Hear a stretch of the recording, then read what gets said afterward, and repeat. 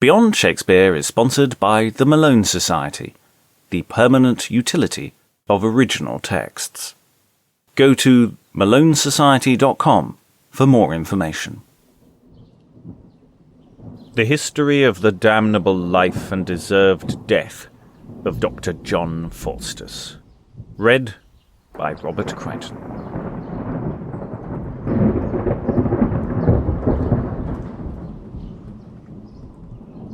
The third and last of Dr. Faustus, his merry conceits, showing after what sort he practised necromancy in the courts of great princes, and lastly of his fearful and pitiful end. Chapter 29. How the Emperor Carolus Quintus requested of Faustus to see some of his cunning, whereunto he agreed. The Emperor Carolus, the fifth of that name, was personally with the rest of his nobles and gentlemen at the town of Innsbruck, where he kept his court, unto the which also Dr. Faustus resorted, and being there well known of divers nobles and gentlemen, he was invited into the court to meet, even in the presence of the emperor, whom when the emperor saw, he looked earnestly on him, thinking him by his looks to be some wonderful fellow. Wherefore he asked one of his nobles whom he should be. He answered that he was called Doctor Faustus.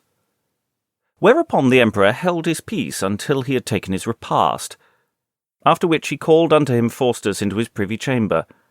Whither being come, he said unto him, Faustus, I have heard much of thee, that thou art excellent in the black art, and none like thee in mine empire.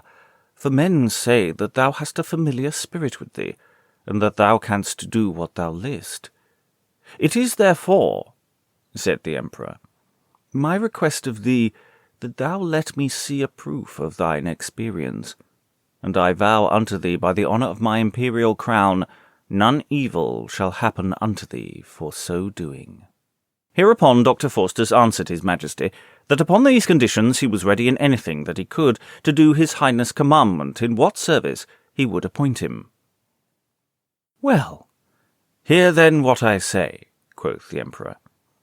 Being once solitary in my house, I called to mind mine elders and ancestors, how it was possible for them to attain unto so great degree of authority, yea, so high, that we, the successors of that line, are never able to come near.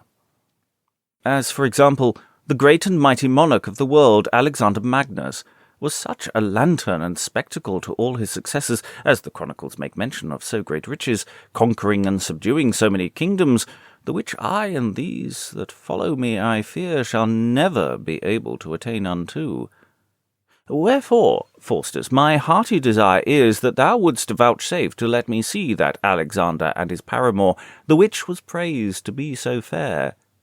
And I pray thee show me them in such sort that I may see their personages, shape, gesture, and apparel as they used in their lifetime, and that here before my face, to the end that I may say, I have my long desire fulfilled, and to praise thee, to be a famous man in thine art and experience.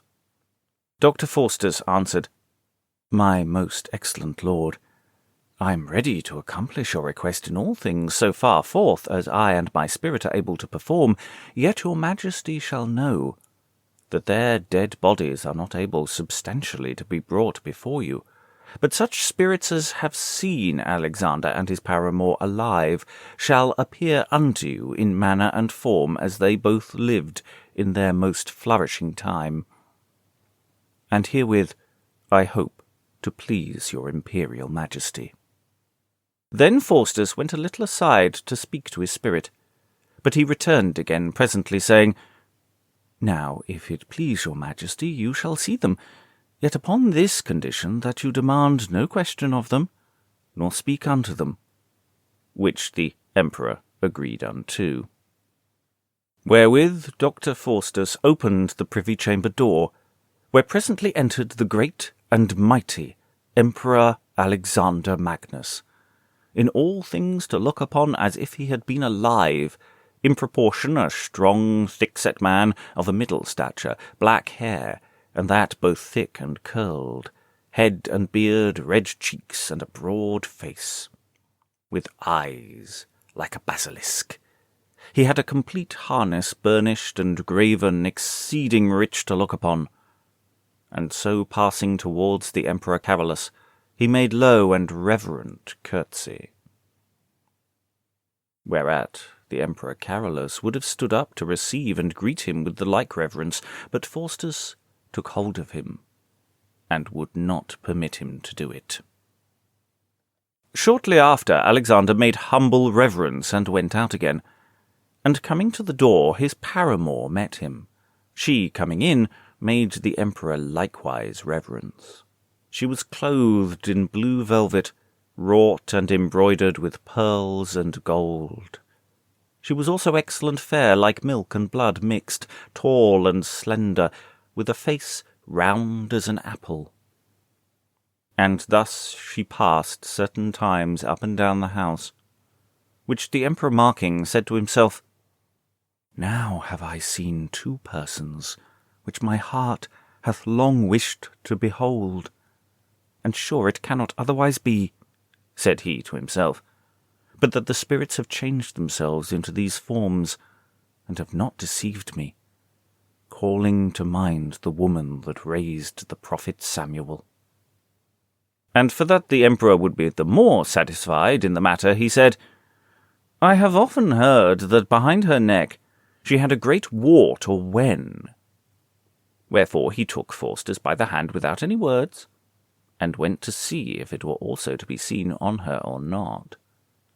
But she, perceiving that he came to her, bowed down her neck, where he saw a great wart, and hereupon she vanished, leaving the emperor and the rest well contented.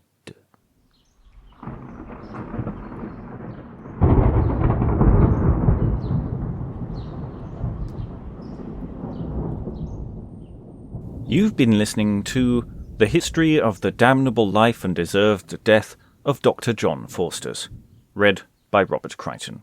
There is more from Faustus on our Patreon, where there are exclusive exploring sessions where we take a deep dive into the text, and early access to other chapters of the book.